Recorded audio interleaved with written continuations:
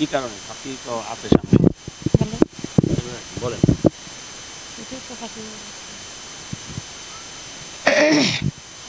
আমি বলতেছি যে হিটুর যদি ফাঁসি হয় তা তার বিটার বড় আমার ছেলের সাথে ফাঁসি হওয়ার উচিত হামিদার আমার হামিদার যদি আমার ছেলে যদি ফাঁসি হয় তা হামিদারও আমার ছেলের সাথে ফাঁসি চাই আমার রাত হিটুর সাথে হিটু শেখের সাথে ঠিক ঠিক ঠিক ঠিক ঠিক ঠিক সে সাথে ছিল ঘরে ছিল সে ঘরে ছিল তারও ফাঁসি থাকার উচিত কেননা সে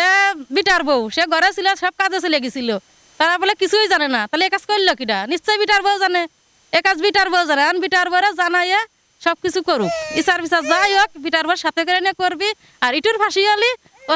বিটার বউর ফাঁসি হবে আমরা ইটুর প্রতিবেশী আমরা এটা জানালাম সরকারের কাছে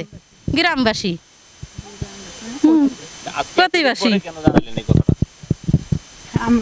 এতদিন জানাইনি ভয়তে জানাইনি আজকে ইটু শেখ মরছি আদালতে সিলে বলতেছে যে আমার বিটার বউ জানে এই জন্যই আমরা ইটুর প্রতিবেশী আমরা সব একতা হয়ে আর কি জানাচ্ছি ইটুর যদি ফাঁসি হয় ইটুর বিটার বউ ফাঁসি হবে হামিদারও ফাঁসি চাই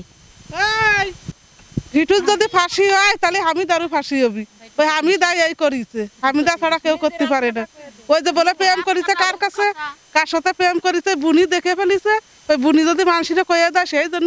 ওই হামিদাই মেরে ফেলিছে হ্যাঁ যদি হিটুর যদি ফাঁসি হয় হামিদারও ফাঁসি চাই একা হিটুর ফাঁসি হবে কিসের জন্য ওরা তো সব কাজে গেছিল বাসায় তো কেউ ছিল না সে সজীব কাজে গেছে হিটু কাজে গেছে ওর বউ ওরা সব শরীর প্রতি গেছে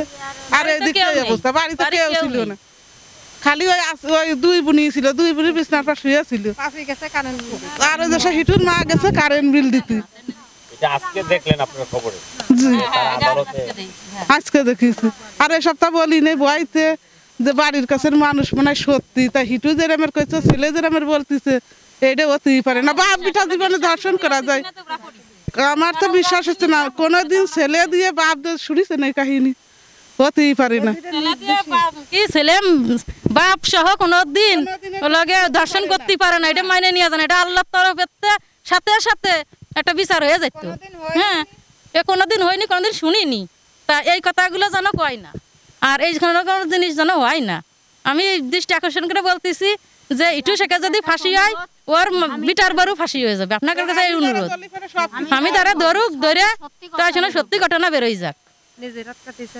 নিজে রাত পাও কাটিয়ে মুখ কাটিয়ে কুটিয়ে সে নিজের তা নিজে থুই নেই এই সব জায়গা মানে নতুন করে কাটা এসব নতুন করে সে 2-3 মাস আগের কথা আর এমনি মনে হচ্ছে যে আরো আগের সপ্তাহ তো গেছেই এমনি নতুন করে বুক কাটতেছে শরীর কাটতেছে হাত কাটতেছে পাও কাটতেছে যে ওই হামিদা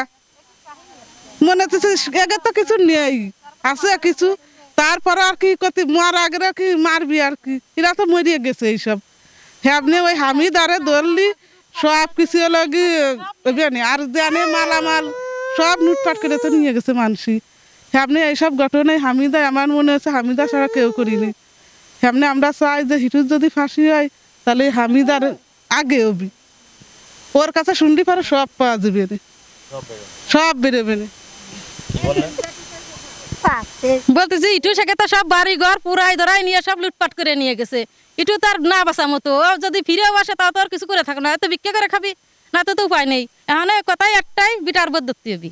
এই হলো কথা সমস্যা যা বলার দরকার তা বলা গেছে এখন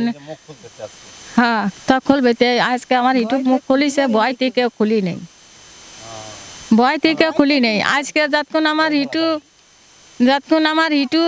তারপরে পুতা সালরা যতক্ষণ আজকে মুখ খুলিছে বলে এই গার ভয় আজকে সারিয়ে গেছে আজকে ভয় হয়েছে জোর হয়েছে তার উপরে আর কি কব আর কিছু কব না ওই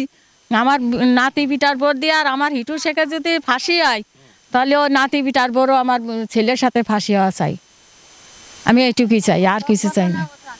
সব ঘটনাও জানে ও বাড়ি ছিল না সব কাজে চলে গেছিল হ্যাঁ জি ওই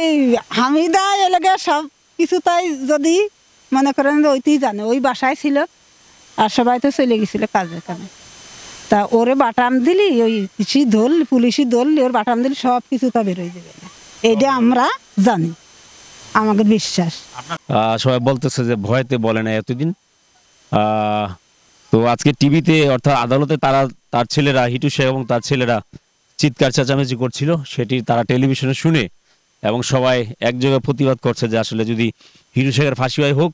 কিন্তু তার সাথে হামিদাকে ডাকা হোক এবং জিজ্ঞাসাবাদ করা হোক, যাচা বাছাই করে তারও যেন ফাঁসি হয়। কারণ সবাই কাজে চলে গেছে, তার নাতিরা, হামিদা বাসায় ছিল, এমনটি বললেন আর কি আশপাশের মহিলারা। তো যা হোক দর্শক শ্রোতা, আমরাও বলবো যে আইনের প্রতি শ্রদ্ধা রেখে বলছি, আইনকে আমরাও ভালোবাসি, সম্মান করি, যাচাই বাছাইয়ের মাধ্যমেই সব কিছু হোক। যেহেতু হিটু শেখের পক্ষেরও আইনজীবী সরকার পক্ষ থেকে দেওয়া হয়েছে, তো এই প্রত্যাশাই করছি আমরাও সঠিক বিচারটা হোক এবং যে সঠিক অপরাধী যারা অপরাধ করেছে প্রত্যেকে যেন সঠিক শাস্তি, তাদেরকে আইনের আওতায় এনে শাস্তি দেওয়া হয় বা শাস্তি প্রদান করা হয়। তো দর্শক শ্রোতা, সবার কাছ থেকে বিদায় নিচ্ছি। সবাই ভালো থাকবেন, সুস্থ থাকবেন এবং সঠিক তদন্ত হোক, হয়ে সঠিক বিচারটা হোক, এটাই প্রত্যাশা করছি। আল্লাহ হাফিজ।